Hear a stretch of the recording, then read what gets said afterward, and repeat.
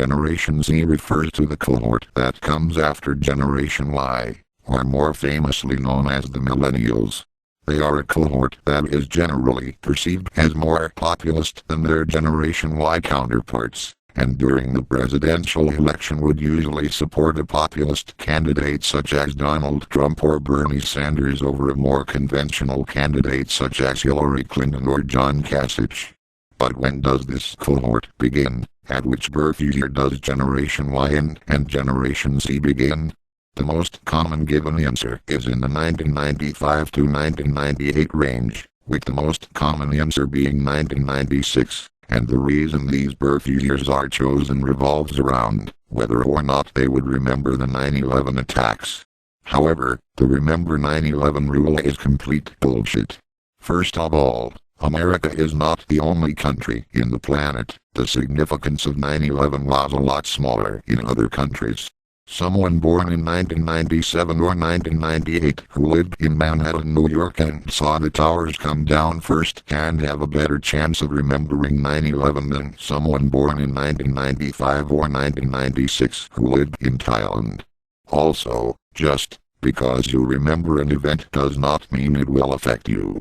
Someone born in 1995 was only 6 years old when 9/11 occurred. They would only remember 9/11 the same way they would remember a tornado or a hurricane. There's no way in hell they were old enough to comprehend the political impact of the event. Also, no other generation, before Gen Y, uses a memory-based cutoff. Remembering the Cuban Missile Crisis wasn't required to make one a baby boomer. That event was far more significant than 9/11. So the Remember 9/11 rule is total bullshit. So with that out of the way, when would be a good year for Generation Y to end and for Generation Z to begin? Well, here are 2 hints.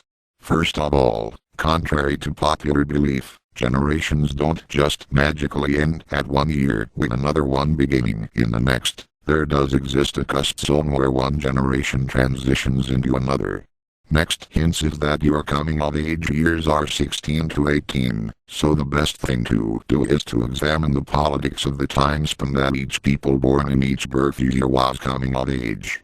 Using this criteria, the first birth year of the Generation Y cusp range would be 1993, as they turned 16 to 18 from 2009 to 2011, meaning all of their coming of age years would have been during the Obama administration. Plus they were still in high school during the assassination of Osama bin Laden. Plus they just barely graduated high school by the time Ron Paul ran for the 2012 election, which was truly when the populist alt-right movement began.